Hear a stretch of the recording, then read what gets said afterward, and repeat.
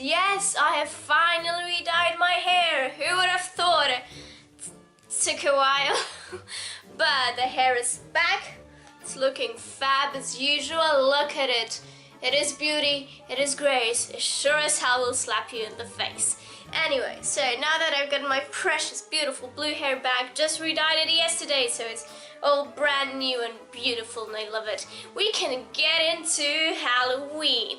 Okay, so it's freezing cold. It literally went from summer to nearly winter in one day and I'm freaking freezing my ass off. So I'm sitting in the Erasmus hoodie. I used to listen to them and I just didn't get around. I mean, not that I didn't get around to, but I don't see any point to throw out clothes just because I don't listen to a band anymore. I'm not that rich. I can't get myself other clothes. Anyway, so I'm sitting here looking like a little junkie. Sorry for that, but it's because I'm freaking cold and I need to. To get into the Halloween spirit today, I thought that I'd make another Halloweeny video. So I already did the top songs for Halloween video, and today I wanted to talk about the best book to read this Halloween. If you are a bookworm like me and you're a social like me, and instead of going out with your friends, you'll probably be sitting at home and reading books. If you are a bookworm like me, or if you just really like to read, I want to introduce you to the world of Shiverton Hall. This is book number 1, and this is book number 2. Yes, I could have gotten them from the same series, but they don't really sell a lot of English books in my country, I mean in the English language, and since English is my first language, even though I haven't lived in an English-speaking country for quite a while now, I prefer to read books in English. So let's get started with Shiverton Hall. Now, it's definitely not one of the best series I've read, so it only has 2 books right now. I'm really hoping for a 3rd part. I think this would be a really good trilogy, but I doubt the 3rd part is coming out. So as I mentioned, it's not one of the best books. It's not great, it's not amazing, but it's good enough to read. I guess this also depends on what you like, but when it comes to Halloween, this has really got the Halloweeny vibes, the Halloweeny mood, and to be honest, it was a very quick and nice read. This is basically something like a creepy Harry Potter parody for kids. This is basically all this is. So it goes very similarly to Harry Potter. So you've got, in this part you've got Hogsmeade. I mean, it's not Hogsmeade, but you've got a little boy. I think he's 16 or something. So you've got a boy, or maybe he's 13, never mind. And he goes to a private school. And he has to stay there, so it's a dorm school. God, what do you call it? Boarding school. We call it a boarding school. So he goes to this boarding school called Shiverton Hall, and it is presumably haunted, and there's a lot of very spooky stories about Shiverton Hall, which I will get to in a moment. And there he has friends, and they can go once every few weeks or something to this village next to Shiverton Hall, and they can buy themselves sweets. So it's kind of like Hogsmeade, and to be honest, the way this book goes, it is a little bit like Harry Potter. The 2nd part really follows Harry Potter theme too, because the beginning of the book is you get a sinister character coming to the boy, his name is Arthur Bannister, and telling him, you cannot go back to Shiverton Hall. Sounds familiar?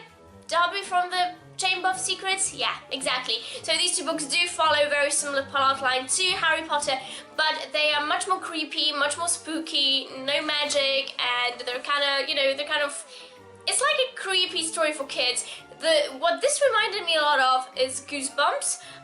I'm gonna be honest, please don't hate me for this, but I wasn't the biggest fan of Goosebumps when I was a kid by R.L. Stine, because I was just scared shitless. I watched 1 episode of with the dummy, and that scared me so much I couldn't sleep for a month, I think. Yeah, a lot of shit scared me back then, including Scary Movie 1, so you know.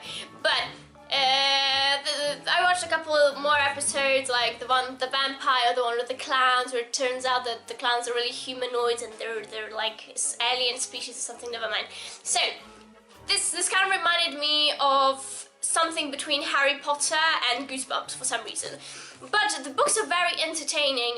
They are very fast read. Both of them are something around 250 pages long, so it's a very quick read. It's a very nice read. If you like Goosebumps and Harry Potter, and if you like creepy, spooky reads, then this is just amazing. What I really also liked about these books, because if they were just, the plot itself is not over the top, it's not amazing as I mentioned, but there is one thing about these books that I absolutely loved, and it's the reason why I think that these books are the best choice to read for Halloween. And that is that, as I mentioned at the beginning of the video, there's a lot of creepy, scary stories about Shiverton Hall.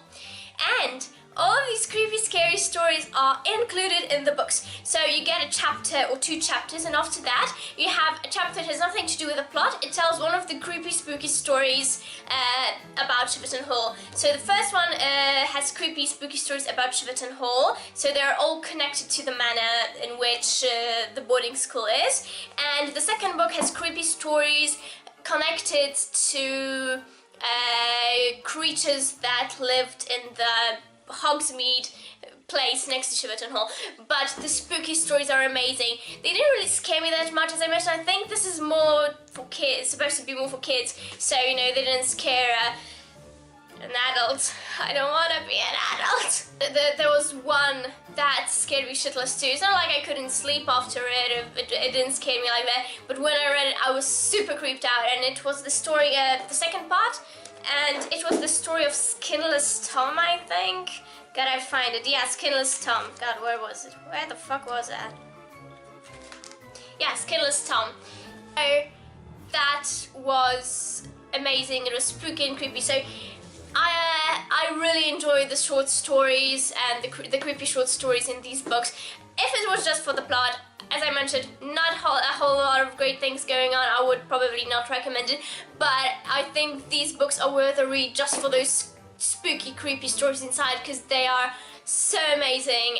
And you won't like everyone probably, because you know, everyone has a different taste, but even if you don't want to read this book for yourself, it's great if you want to get some cool ideas for creepy, spooky stories to tell your friends to scare them shitless on Halloween night. So definitely try to give these books a chance, because they're worth it. I mentioned, they're not great, they're not amazing, they probably won't change your life, but they're a very fast, easy read, and they are just, it's worth to read them at least once in my opinion. I had so much fun reading them, and I enjoyed my adventure with them, and maybe one day I'll come back to the second book, because the first one was mad, the second one was actually pretty good, I guess. So yeah, I hope you enjoyed this review. I really hope you give Shiverton Hall a try. Oh, sorry.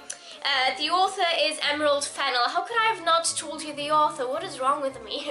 So, I really hope you give Shiverton Hall by Emerald Fennell a chance. It is definitely worth it. The spooky stories are amazing, and they really, you know, make the book good after the plot being so kind of meh.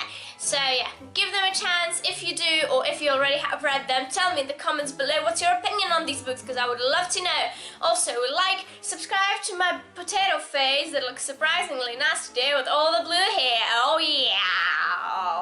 Yeah, anyway, hope to see you next time. Bye.